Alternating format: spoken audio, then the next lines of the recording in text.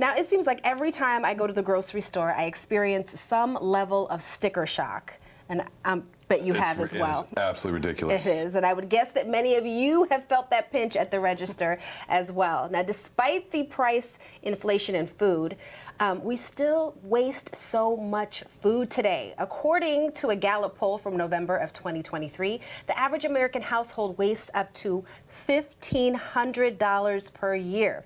Now, joining us to share tips on how to extend the life of our groceries is Nora Birch, founder of NB Food Safety. Thank you so much for being with us. Thank you for having me here today. Absolutely. Now, you really devote attention to the science of food safety. So quickly give us an overview about the conditions under which bacteria starts to grow on our food. Yes. So food spoils due to the growth of microorganisms such as bacteria, mold, and yeast.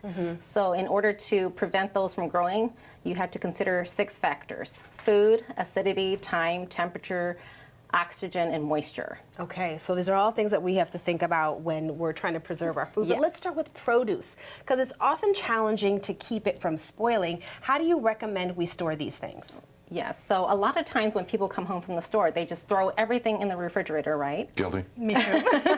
So that actually causes food kind of to build up moisture and to start forming bacteria. So for instance, we have strawberries.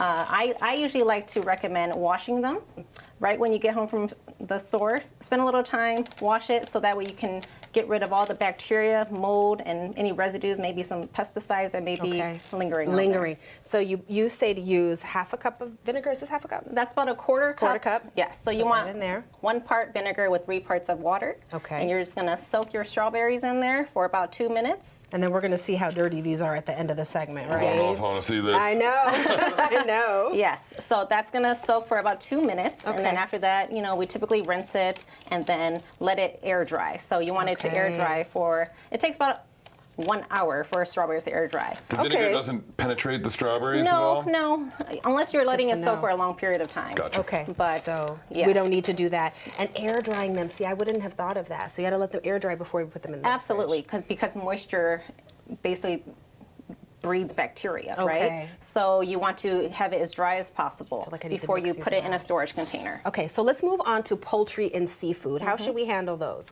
So with seafood, when you buy it from the store, it's not freshly caught. So you want to take it out of that paper wrapping that they put it in, maybe wrap it in some paper towel, put it in an airtight container so that way there's no oxygenation getting in there, and then put it all the way in the back of your refrigerator where it's the coldest. Okay, okay. Oh, because the opening, I read this, the opening of the door changes that temperature right there in the front. Exactly, exactly. Okay, and sometimes, you know, the poultry and the seafood and all that, it kind of lingers in the fridge a little longer than we intended it to.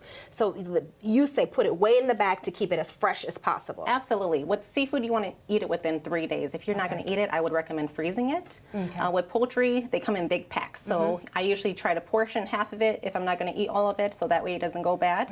And like I said, put it in an airtight container. You maybe throw some seasonings on there, so that way when you're ready to eat it, you just got to cook it. Okay, there we go. Now, regarding food storage, we offer transfer leftovers straight from the stove and put it right in the fridge. Would you say that there's a better way? Yes, absolutely. So there's something called listeria that grows in food that's not properly cooled. So for instance, this soup that I made a few days ago, I took the big pot and I put the soup into this smaller portion, and then I threw it in the freezer for about an hour so it could cool down to maybe 70 degrees Fahrenheit.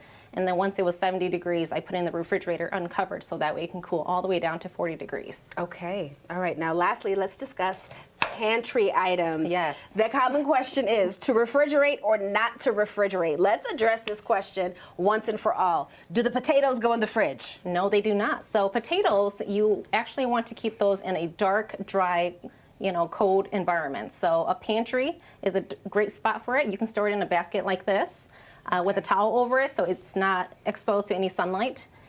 And then also, you also want to make sure that it's at least in a whole separate spot from your onions. Oh, okay, because those two don't Onions need to and be potatoes close to don't each like other. each other? No, they don't. They don't? Because, Okay. because onions release what they call ethylene gas, which is a root of basically a hormone that causes fruits and vegetables to ripen sooner.